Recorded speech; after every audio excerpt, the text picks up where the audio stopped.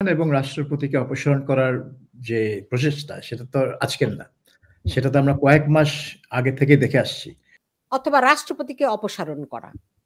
আপনি কি সেই যোগসূত্র দেখেন? জি। এখন সেনাপ্রধান এবং রাষ্ট্রপতিকে অপসারণ করার যে প্রচেষ্টা সেটা তো আজকের না। সেটা তো আমরা কয়েক মাস আগে থেকে দেখে আসছি। এবং বিশেষ করে যারা আরকি তখনও বোধহয় এনসিপির আগে এনসিপি জন্ম হওয়ার আগে থেকেই তারা চেষ্টা করছে। যখন তারা বৈষম্য বিরোধী ছাত্র আন্দোলন ছিল। এটা তো খুব ওপেনলি পাবলিকলি হলো এবং বিএনপি সেটার বিরুদ্ধে গেল। বলল যে না, ধারাবাহিকতা বজায় রাখার জন্য সেনাপ্রধানকে রাখতে হবে। এবং আমার মনে হয় সেনাপ্রধানও সে ধরনের একটা অবস্থানে ছিলেন। কারণ তিনিই তো ৫ তারিখে সবাইকে নিয়ে বঙ্গভবনেই বসলেন। প্রেসিডেন্টের সাথেই বসে তো এই অন্তর্বর্তীকালীন সরকার গঠনের প্রক্রিয়া নিয়ে আলাপ করলেন। কাজেই এটা নতুন কিছু না, কিন্তু তারা এটা একটা সুযোগ সৃষ্টি করে দিয়েছে।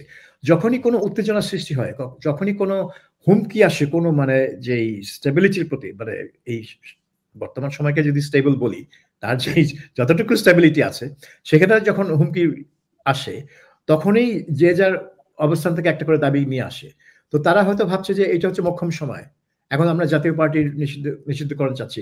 এই সুযোগে আমরা রাষ্ট্রপতির পদত্যাগ চাই না কেন? কারণ অলরেডি তো তার ছবি সরিয়ে ফেলা হয়েছে বিভিন্ন এমবাসি থেকে।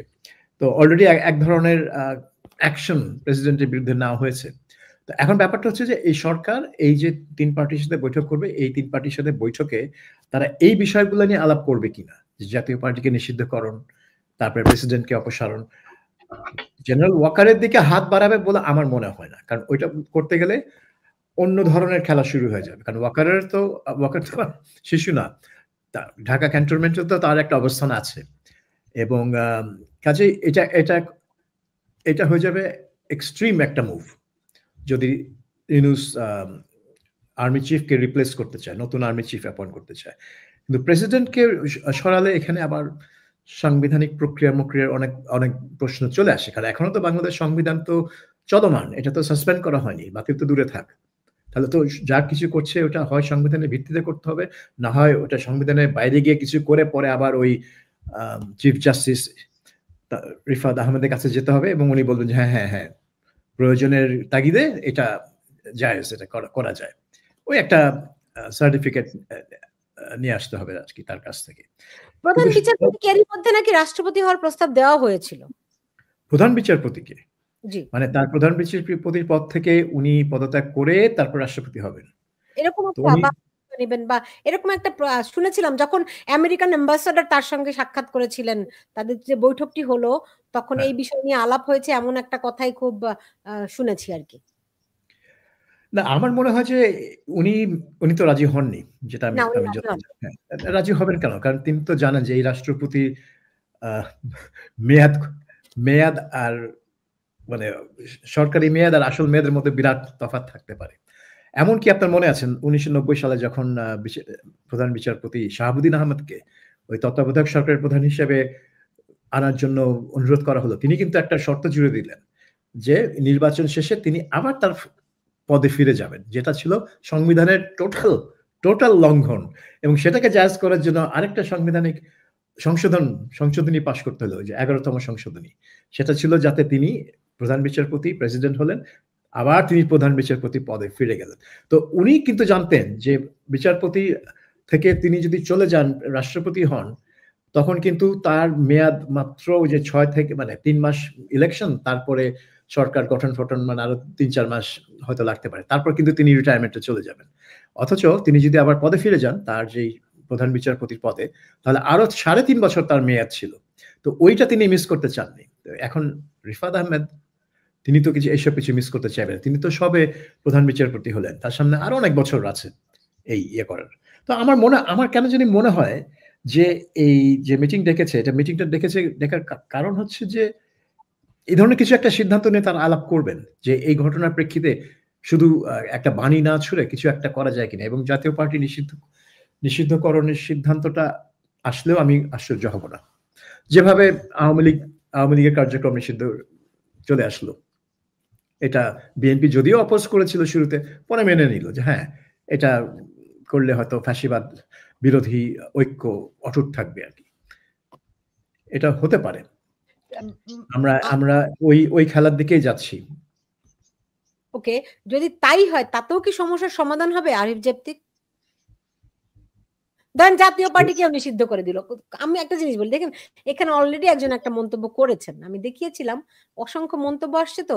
সেটি হচ্ছে যে ধরেন জাতীয় পার্টি আওয়ামী লীগের দোসর ছিল, ফ্যাসিস্টের দোসর ছিল, এরে নিষিদ্ধ করে দাও।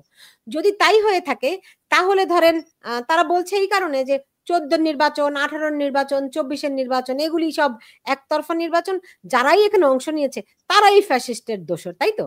তাহলে তো 2018 নির্বাচনে বিএনপি অংশ নিয়েছিল, বিএনপিও ফ্যাসিস্টের দোসর, তাহলে বিএনপিকেও নিষিদ্ধ করতে হবে।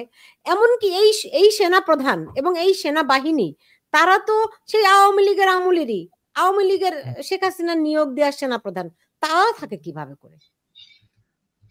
না, এই সেনা প্রধান তো আসলে এমনিতেও থাকা উচিত না, তাদেরকে তো দাবি দেওয়া করা উচিত। ইজ এ মিসফিট সেনা প্রধান, এটা তো গত 1 বছরে আমরা নিজেরাও দেখেছি এবং আমি নিজে এই দাবির সাথে একমত। মানে তাকে অনেকে বলে থাকেন যে শেখ হাসিনা তার নেপোটিজমের চূড়ান্ত যে কাজগুলো করেছেন এর মধ্যে একটা হচ্ছে সেনাপ্রধান নিয়োগ, তার ফুফাতো বোনের জামাই হাজবেন্ড হিসেবে দিয়েছেন। আমি জানি না এটা সত্যমতটা সেনাবাহিনীর ভিতরে ওনার যোগ্যতা কি আছে না আছে, বাট তাকে নিয়ে অনেক ধরনের অবজেকশন আগেও ছিল। ইজ এ মিসফিট জেনারেল, এটা দেখাই যাচ্ছে, কারণ সে ওই যে বললেন আপনি আগে 5 আগস্ট প্রথম কথা হলো যে যেভাবে প্ল্যান করেছিল ওইভাবে শেখ হাসিনাকে আটকাতে পারে না এবং পরবর্তীতে এটাকে ধামাচাপা দেওয়ার জন্য সব দায়িত্ব সে নিয়ে নিয়েছে এবং সেই দায়িত্ব নেওয়ার পরে এখন হাজারে বিজারের লোকজন এখানে মারা যায়। করাপশন, দুর্নীতি, মব ভায়োলেন্স, যে যেখানে যেভাবে পারছে লুটপাট করে যাচ্ছে এবং সে ওইখানে লেফট রাইট করাচ্ছে তার সেনা সদস্যদের। কি করে না করে উনি নিজে ছাড়া কেউ জানে। He is a really crisis ম্যানেজমেন্টের জন্য খুবই বাজে সেনা প্রধান এবং তাকে বহিষ্কার করার জন্য যারা দাবি তুলে যাচ্ছেন তাদের সকলের সাথে আমি একমত। গেল একটা প্রসঙ্গ, এটা হচ্ছে ব্যক্তি সেনা প্রধানের ব্যাপার। দ্বিতীয় যে কথাটা আপনি বলছেন যে জাতীয় পার্টিকে কেন নিষিদ্ধ করতে হবে, এই যে কালার রেগুলেশনের পরে যারা ক্ষমতা আছে তারা তাদের ক্ষমতাকে দীর্ঘায়িত করতে গিয়ে যাকে যাকে নিষিদ্ধ করতে হবে তাকে তাকে করবে, কারণ এখানে কোনোভাবেই ফ্রি এন্ড ফেয়ার ইলেকশন দেওয়ার কোনো সিস্টেম নেই। ফ্রি এন্ড ফেয়ার ইলেকশন দিলে এদের ম্যাক্সিমামের জামানত বাজেয়াপ্ত হয়ে যাবে। প্রথম দিকে একটা ধারণা করা হয়েছিল যে বিএনপি যেহেতু একমাত্র একক বড় দল হিসেবে বেঁচে আছে, টিকে আছে, অবভিয়াসলি তারাই এককভাবে ক্ষমতা আসবে। কিন্তু 1 বছর ধরে বিএনপির পপুলারিটির যে অবস্থা আমি দেখতে পাচ্ছি খুব সুবিধাজনক নয়। যেভাবে তাদের বিরুদ্ধে চাঁদাবাজি, দখলবাজির অভিযোগগুলো তৈরি হয়েছে, মানুষ খুশি না। এই জায়গায় মানুষকে যদি ভোট দেওয়ার কোন ধরনের সুযোগ দেওয়া হয়, আপনি ঘুরে ফিরে একটা আওয়ামী লীগ নাম দিয়ে আনেন আর মুসলিম লীগ নাম দিয়ে আনেন, যদি ওই শক্তিটাকে একটা নির্বাচনে রাখা যায় তাহলে নির্বাচন ঝুঁকির মুখে পড়ে যাবে। এটা মানে এই তথাকথিত ফ্যাসিস্ট এবং তাদের সমর্থকরা যদি আপনি 70% ফেয়ার ইলেকশন দেন ওরা পাশ করবে। এটা বর্তমানে এই মুহূর্তে দুর্ভাগ্যজনক, দুঃখজনক, বাট এটা হচ্ছে আমার নিজের যে মার্কেট হাইপ দেখে বা জনগণের প্রতিক্রিয়া দেখে আমার কাছে মনে হয়। সুতরাং কোনোভাবে এদেরকে আনতে দেওয়া হবে না। এটা একই জিনিস, একতরফা নির্বাচন, যেটা আওয়ামী লীগ ধরেন ওই যে 153 জন নিয়ে আসছিল 14 সালে, এই ধরনের কিছু একটা এরা করতে যাবে এবং এটা করতে যে কোনো জায়গায় যদি ঝুঁকির মুখে পড়ে যায়, মনে হয় যে কোনো না কোনো প্রক্রিয়া আওয়ামী লীগ চলে আসতে পারে। আমি বলি জাতীয় পার্টি নিষিদ্ধ করবে, আরো কিছু দল আমি নাম স্মরণ করে দিতে চাই না, যাদেরকে ধারণা করা হয় যে এরা যদি থাকে আওয়ামী লীগ হয়তো এদের মাধ্যমে নির্বাচন করতে পারে, এদেরকে নিষিদ্ধ করা হবে এবং হয়তো স্বতন্ত্র নির্বাচনের শর্তটাকে কঠিন করে দেওয়া হবে। কারণ পাকিস্তানে যে জিনিসটা হয়েছে, পাকিস্তানে যখন কিছুই হয় নাই, ইমরান খানের লোকজন স্বতন্ত্র নির্বাচন করে তারা একটা বিপুল সংখ্যক বিজয় ছিনিয়ে আনতে পেরেছিলেন।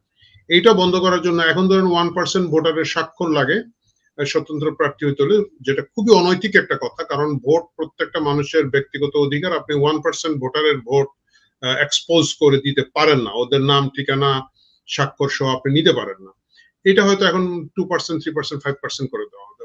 যেহেতু আওয়ামী লীগের প্রায় 150-র মতো সাবেক এমপি কারাগারে, তাদের পক্ষে তো মাঠে মোবিলাইজ করা সম্ভব না এবং বাকি ধরেন আরো যদি 300 ধরে, বাকি 150 দেশের বাইরে পলাতক অবস্থায় আছে যদি না মারা গিয়ে থাকে।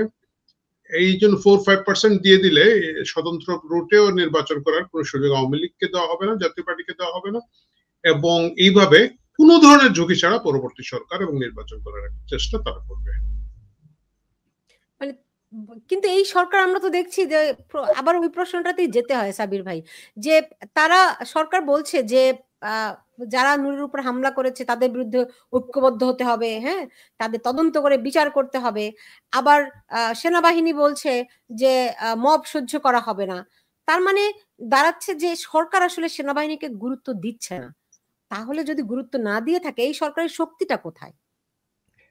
এই সরকারের শক্তি তো হচ্ছে যে এই সরকার ছাড়া কিছু নাই দেশে।